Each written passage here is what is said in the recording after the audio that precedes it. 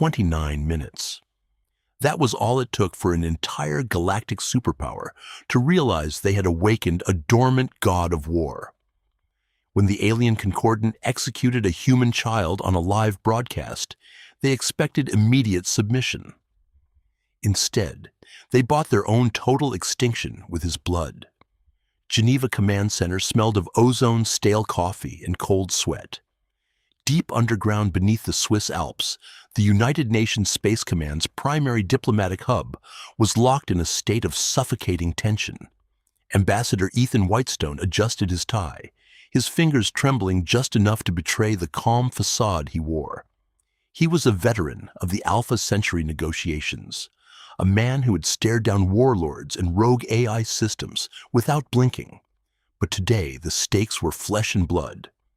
Today the enemy was the Dravaxon Concordat, an expansionist alien empire that viewed diplomacy merely as a prelude to subjugation.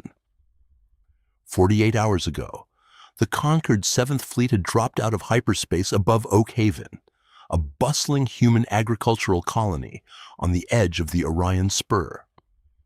They had bypassed orbital defenses with terrifying ease, disabled the communication buoys, and seized the planetary capital. 40,000 human colonists were now hostages. Opposite Ethan, suspended in the shimmering high-fidelity blue light of the quantum-entangled hollow projector, stood Supreme Arbiter Kalen. The alien was a towering chitinous figure, draped in the ceremonial crimson robes of a Dravaxon conqueror. Its multifaceted eyes betrayed no emotion, only a cold, calculating superiority. "Your persistence is illogical, Ambassador Whitmore," Kalen's synthesized voice echoed through the command center. The translation software rendering the alien clicks into sterile, perfect English. "The Oak Haven system now belongs to the Concordant. You will order your outer rim fleets to stand down and dismantle their warp drives, or we will begin the systemic pacification of the colony. We have offered you unlimited mining rights to the asteroid belts in the neighboring sector." Ethan replied, keeping his voice painfully even. He leaned forward, resting his hands on the sleek metallic console. "We have offered you trade concessions that would double your empire's energy reserves. But humanity does not surrender its citizens, and we do not disarm. Release the colonists, and we can finalize the trade agreement." Kalen's mandibles twitched a gesture the xenobehavioral analysts in the back of the room had identified as amusement. "You barter with shiny rocks while we hold your offspring. Your species suffers from a biological flaw, Ambassador. You place irrational value on individual insignificant units. You mistake our patience for negotiation." The holographic feed shifted. The towering figure of the Arbiter moved aside, and the camera zoomed in on a sterile metallic holding cell aboard the Xenon flagship. Ethan's breath hitched in his throat. Sitting on the cold floor was a human child. The facial recognition software instantly flashed his file on Ethan's secondary monitor: Thomas Granger, age 9. Dressed in a faded blue baseball cap and a dirt-smudged Oak Haven primary school uniform, the boy was crying quietly, hugging his knees to his chest. In the background, the muffled, agonizing screams of his father, William Granger, could be heard as Dravaxon guards held the man back. A collective gasp rippled through the Geneva Command Center. Secretary General Richard Hayes, standing in the shadows behind Ethan, cursed under his breath. The feed was not just playing in this room. Kalen had tapped into Earth's primary communication relays. The footage was broadcasting live on every screen, every data pod, and every billboard across the solar system. Billions of humans were watching. "This is not a negotiation, Ambassador," Kalen said, stepping back into the frame, a heavy kinetic sidearm gripped in his four-fingered hand. "This is a demonstration of absolute authority. You have 60 seconds to authorize the complete disarmament of your fleet. Arbiter, stop!" Ethan's diplomatic composure shattered. He slammed his fist onto the console. "If you harm that child, you will cross a line that cannot be uncrossed." You do not understand what you are doing. I am curing your species of its defiance, Kalen replied smoothly. 50 seconds. We need more time. The authorization requires a consensus from the Global Assembly. Ethan lied desperately, trying to buy time for the Lougheed Kessler stealth operatives attempting to breach the Xenon ship. Give us 24 hours, 30 seconds. Little Thomas looked up at the camera, his eyes wide and terrified. Dad, he whimpered, his voice carrying across the vast expanse of space, piercing the hearts of billions. I want to go home. Listen to me, Kalen. Ethan practically roared, abandoning all protocol. You think we are weak because we talk. You think we are fragile because we offer peace. If you pull that trigger, the treaty is void. We will not stop. We will not forgive. 10 seconds. Kalen raised the weapon, pointing it directly at the back of the boy's head. Don't do it, Kalen. I swear to God, time has expired. The Arbiter didn't hesitate. He didn't gloat. He simply squeezed the trigger. A flash of blinding superheated plasma filled the screen. When the glare faded, the boy was gone, replaced by a scorch mark on the metal floor. The father's screams in the background abruptly ceased as a guard struck him down. Then Kalen looked directly into the camera. You now understand your place in the galaxy, humans. The next broadcast will feature 10 children. You have 1 hour to surrender. The feed abruptly cut out, leaving the Geneva Command Center bathed in the dim, emergency red lighting of a severed connection. For 10 seconds, there was absolute suffocating silence. No one breathed. No one moved. The xeno-analysts stared at their blank monitors. Secretary General Hayes stood frozen, his face devoid of color. Ethan Whitestone slowly lowered his head, staring at his trembling hands. A technician in the back corner abruptly stood up, turned over a trash can, and violently vomited.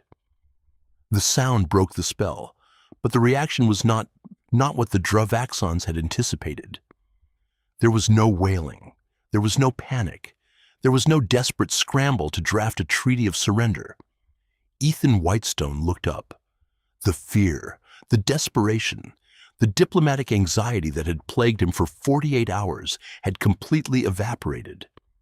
It was replaced by something cold, ancient, and terrifyingly calm. He turned his chair around and looked at Richard Hayes. The Secretary General's eyes were locked on the blank screen. Slowly, Hayes reached into his jacket, pulled out a physical archaic steel key, and looked at Ethan. God forgive us, Hayes whispered. God has nothing to do with this anymore, Ethan replied, his voice dead and hollow. Initiate the blackout. Minute 1. Earth went dark. Not physically, the city still burned with electric light, but electronically the entire human sphere ceased to exist. To the Dravaxon Concordant, ships monitoring human space, the deafening roar of civilian traffic, commercial broadcasts, and political debates instantly vanished. The global communication network of Earth, Mars, the lunar colonies, and the Jovian outposts was severed from the galactic extranet. Aboard the Dravaxon flagship Vanguard of Truth Arbiter, Kalen watched the sensor displays drop to 0.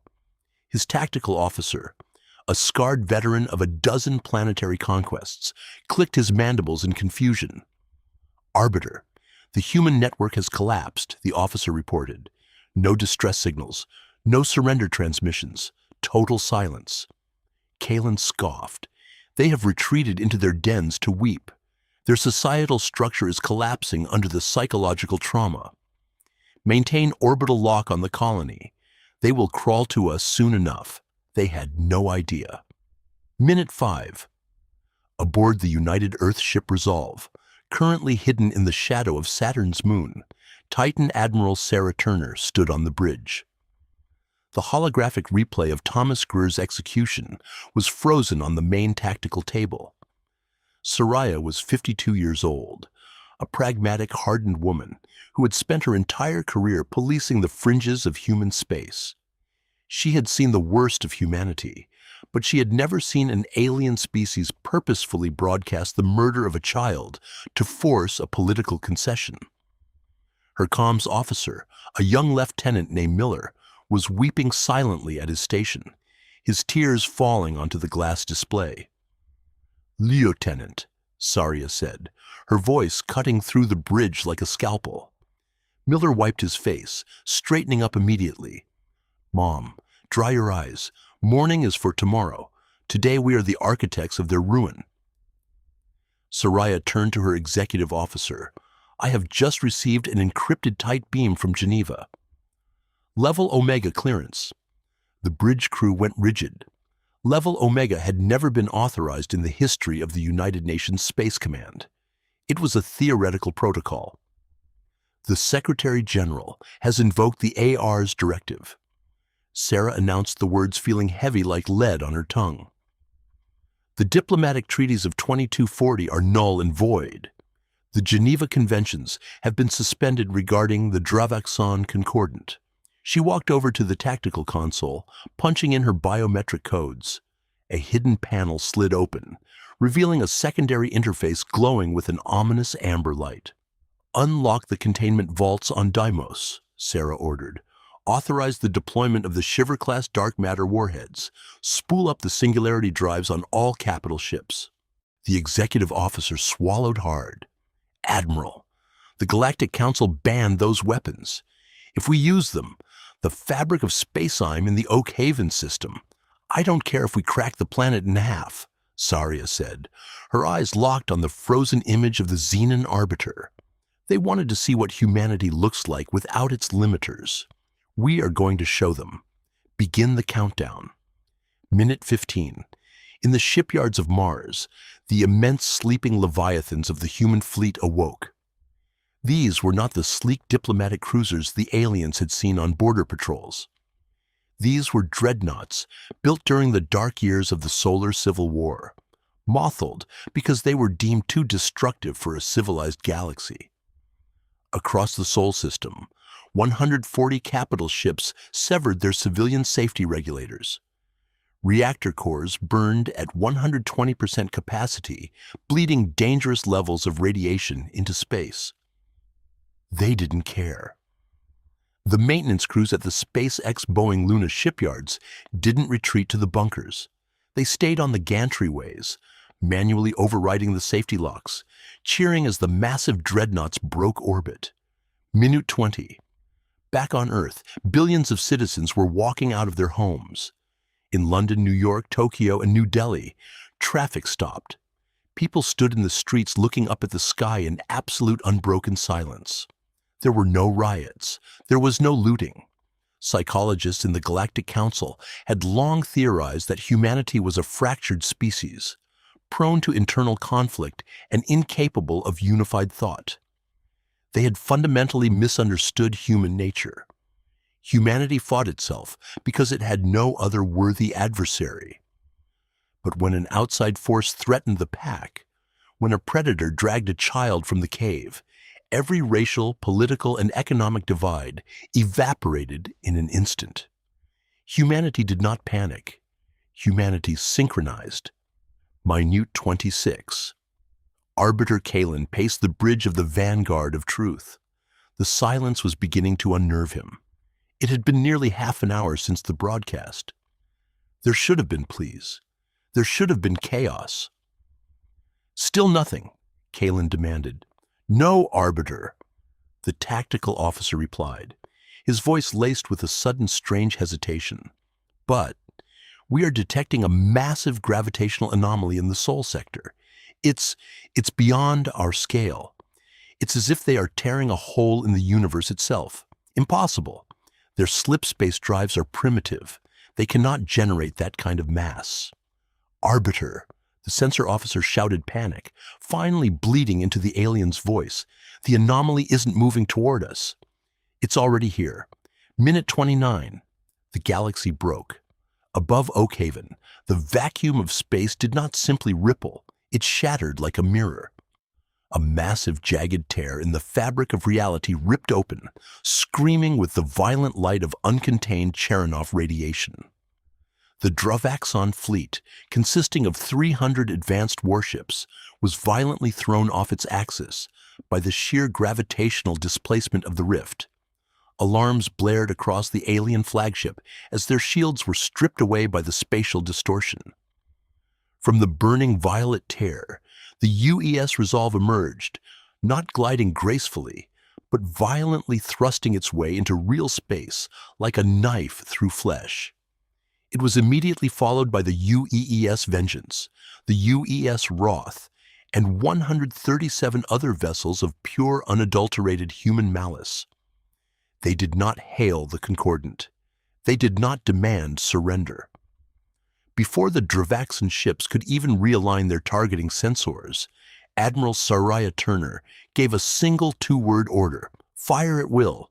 Wait, no, she didn't say that. She said, erase them.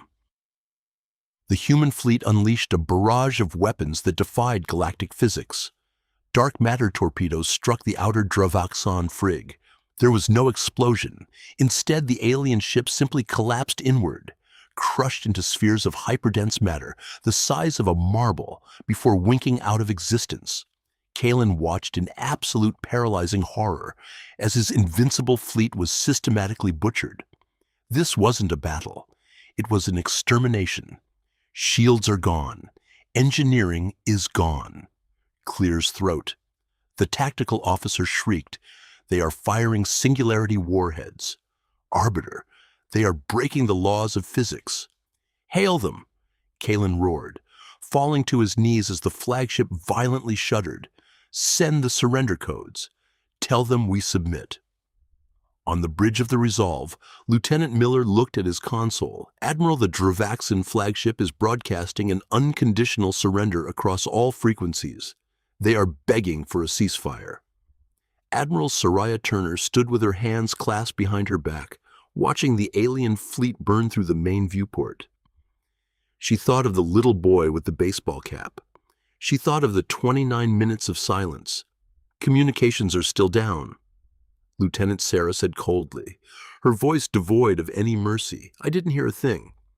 "Understood, Admiral," Miller replied, his finger hovering over the weapons console, firing main battery. Atmospheric re-entry burned the hulls of the drop pods black, turning them into streaks of jagged fire across the Oak Haven sky. Inside the lead pod, Major Abraham Kelly of the 75th Ranger Regiment Space checked his kinetic assault rifle. His heart rate hovered at a terrifyingly calm 60 beats per minute. He was a veteran of the Jovian pietical purges, a man who had seen the ugly side of human expansion. But today was different. Every soldier in the drop bay had seen the broadcast. Every man and woman strapped into the orbital descent vehicles carried a piece of Thomas Grurz's ghost with them. Down on the surface, Subarbiter, Vex stood inside the requisitioned colonial governor's mansion, watching his tactical displays dissolve into static. 5 minutes ago, the sky had been filled with the invincible Dravaxan Concorde fleet. Now there was only falling ash and the terrifying, violent atmospheric booms of human drop pods breaking the sound barrier. "Reroute the planetary defense cannons." Vex barked, his chitinous armor clattering as he paced. "Target their descent vectors. Do not let them land. We cannot sub-arbiter." A frantic Xenon technician replied, frantically tapping at a dark console. "The orbital defense grid is unresponsive. Sir, the flagship is gone. The entire 7th Fleet is simply gone." Panic and emotion selectively bred out of the Dravaxan military caste for 1,000 years suddenly gripped Vex's dual hearts. "Gather the surviving human hostages," he ordered, drawing his plasma blade. "Put them in the central courtyard. We will use them as a shield. If the humans fire, they kill their own." It was a sound tactical gen against any other species in the Galactic Council. But the Dravaxans had not yet realized that humanity had temporarily suspended its own morality. High above the UES Resolve, maintained low orbit acting as a spotter. Admiral Saraya Turner didn't bother sending a warning. She simply directed her weapons officer to initiate a localized orbital strike using kinetic bombardment Project Thor, colloquially known as rods from God. Before the Dravaxan guards could even march the captive colonists out of their holding pens, the sky above the governor's mansion tore open. Telephone pole-sized rods of solid tungsten dropped from orbit and, traveling at Mach 10, struck the perimeter of the Xenon compound. There were no explosives, no radiation, just the pure, unadulterated transfer of kinetic energy. The impact triggered localized seismic shockwaves. The Xenon defensive walls evaporated into dust. The anti-air batteries were crushed into scrap metal. Seconds later, the drop pod slammed into the earth, shaking the ground with deafening thuds. Explosive bolts blew the heavy steel doors off, and the 75th Rangers poured out into the smoke-choked air. They moved with a synchronized predatory efficiency that made the Dravaxan ground forces look like uncoordinated insects. There were no battle cries. There were no demands for surrender.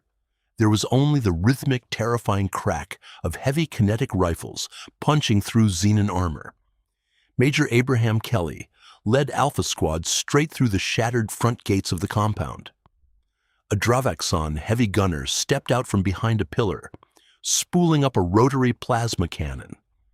Kelly didn't break stride. He raised his weapon and fired a 3-round burst of armor-piercing depleted uranium shells. The Xenon was thrown backward, its chest plate shattered blue blood spraying across the marble floor. "Clear the courtyards," Kelly ordered over the tactical net, his voice a low, growly rasp. "Locate the hostages. Shoot through the hostiles. Do not hesitate."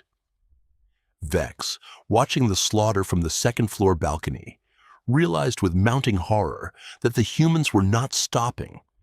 They were not attempting to negotiate. They were sweeping through the compound like a biological plague, executing wounded Dravaxan soldiers with cold, mechanical precision. Desperate Vex grabbed William Granger, the father of the murdered boy, and dragged him to the edge of the balcony. The human man was battered, his face bruised, his spirit seemingly broken. Vex pressed his plasma pistol against William's temple and screamed down into the courtyard, his translation collar amplifying his voice over the gunfire. "Hold your fire. I hold the primary hostage. Drop your weapons, or I will burn his skull." The courtyard fell silent. The smoke drifted, revealing Abraham Kelly standing amidst a pile of Dravaxan corpses. He slowly looked up at the balcony. Vex sneered, his mandibles clicking in triumph. "Your empathy is your weakness, human. You will not risk." Kelly didn't wait for the alien to finish his sentence. He didn't order his men to stand down. Instead, he locked eyes with William Granger. In that split second, a silent, grim understanding passed between the soldier and the grieving father. William didn't cower. He didn't beg for his life. Instead, with a sudden, violent surge of adrenaline, he threw his weight backward, throwing Vex off balance. It gave Kelly the millimeter of clearance he needed. The sniper attached to Alpha Squad, positioned 300 yards away on a ruined comms tower, squeezed the trigger of his anti-material rifle. A 50 caliber high explosive round crossed the distance in a fraction of a second, completely bypassing William and striking Vex square in his armored shoulder. The impact spun the Xenon around, tearing his arm completely off as Vex collapsed to the ground, screeching in agony. Kelly breached the second floor via a grapple ascender, crashing through the glass window. The sub-arbiter writhed on the floor, leaking blue fluid, clutching his severed socket. He looked up at the towering human major, his multifaceted eyes wide with alien terror. We have diplomatic immunity." Vex gasped through his malfunctioning translator. The Council will condemn you for this." Kelly kicked the plasma pistol away, kneeling beside the dying alien. "The Council isn't here," Kelly whispered coldly, "and after today, neither are you." He drew his sidearm and ended the conversation. Abraham then turned to William Granger, who was slumped against the wall, hyperventilating his hands, covered in his own blood and the blue eye of his captor. Kelly holstered his weapon, knelt down, and placed a heavy, reassuring hand on the man's shoulder. "Mr. Granger," Abraham said softly, the lethal coldness in his voice entirely gone, replaced by a deep human sorrow. "We're taking you home." William looked up, tears cutting tracks through the soot on his face. "Tommy," he choked out. "My boy." "I know," Abraham said, his jaw tightening. "I know. And I promise you, by the time the sun sets today, the Concord will pay for every single tear he shed." Word of the Oak Haven massacre and the subsequent annihilation of the Dravaxon 7th Fleet reached the Galactic Council on Citadel Station exactly 3 hours later. The great amphitheater of the Council was a marvel of interstellar architecture, a massive dome of glass and brushed steel where 100 different species debated the laws of the known universe. Usually it was a cacophony of translated arguments and diplomatic posturing. Today, you could hear a pin drop. Standing at the center podium was Ambassador Ethan Whitestone. He looked entirely different from the desperate pleading diplomat he had been during the broadcast. His posture was rigid, his expression chiseled from granite. He was not here to ask for forgiveness, nor was he here to explain himself. He was here to deliver an obituary. Ambassador Whitmore, High Counselor Orion, an Avan species with silver plumage, began, his voice trembling slightly. "The Council has received sensor logs from the Oak Haven system. The deployment of chivalrous dark matter weaponry is a Class 1 violation of the Orion Accords. You have evaporated an entire Dravaxon fleet. You have broken the laws of wartime engagement." "There is no war, Counselor," Ethan replied, his voice echoing loudly through the silent chamber. "War implies a contest. War implies a mutual exchange of hostilities. What happened today was an execution." Clear's throat. "You speak of madness." The Dravaxon representative, a prime arbiter, hissed from his elevated pod. "You have doomed your primitive species. Our home fleet is mobilizing. We have 3,000 warships preparing to jump to Earth. We will glass your homeworld until it is a cinder." Ethan didn't flinch. He slowly pulled a small, sleek data pad from his jacket and laid it on the podium. "You won't be jumping anywhere," Ethan said calmly. "Did you really think we spent those 29 minutes after the broadcast simply spooling up our weapon drives?" The chamber muttered in confusion. "When Arbiter Kalen forced his broadcast into our communication relays," Ethan explained, pacing slowly around the podium, "he had to bypass our quantum firewalls to ensure the video reached every screen on Earth. It was an act of psychological terrorism, but in doing so, he opened a two-way unencrypted bridge directly into the Dravaxon military extranet." The Dravaxon representative's mandibles stopped twitching. "Humanity has been fighting cyber wars since before we left our solar system," Ethan continued. "Our agencies, the remnants of the old American Cyber Command, and the European intelligence coalitions have been studying your network architecture for a decade. We didn't just sit in silence for 29 minutes. We were uploading a payload." Ethan tapped the screen of his data pad. The massive holographic display above the council floor shifted from a map of the Xenon fleet movements to a live, horrifying display of the Concord's entire infrastructure.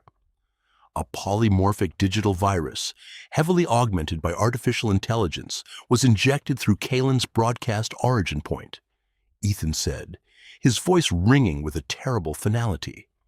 "It has been quietly propagating through your military servers for the last 3 hours.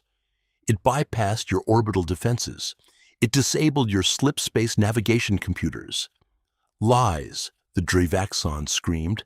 "Our networks are impenetrable."